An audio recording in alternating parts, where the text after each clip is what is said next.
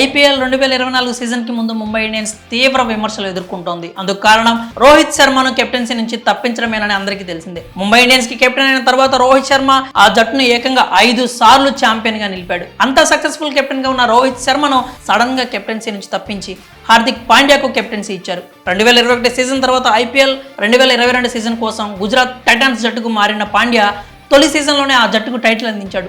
ఏమైందో తెలియదు కానీ ఐపీఎల్ 2024 కోసం తిరిగి ముంబైకి వచ్చేశాడు. వచ్చి రావడంతోనే కెప్టెన్సీ బాధ్యతలు కూడా అతనికి అప్పగిస్తున్నట్లు ముంబై మేనేజ్మెంట్ వెల్లడించింది. ఈ నిర్ణయంతో రోహిత్ శర్మ అభిమానులు ముంబై ఇండియన్స్ పై మండిపడ్డారు.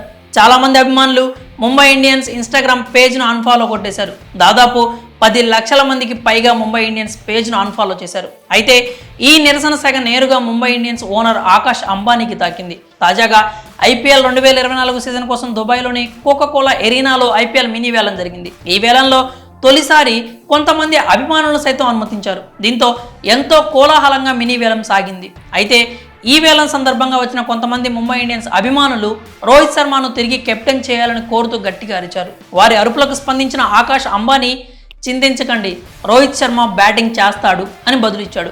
రోహిత్ శర్మను కెప్టెన్గా తప్పిస్తే ఫ్యాన్స్ ఎదురు తిరుగుతారని తెలిసినా కూడా ముంబై యాజమాన్యం పాండ్యాకు కెప్టెన్సీ అప్పగించిందని ఆకాష్ అంబానీ రియాక్షన్ చూస్తే తెలుస్తుంది.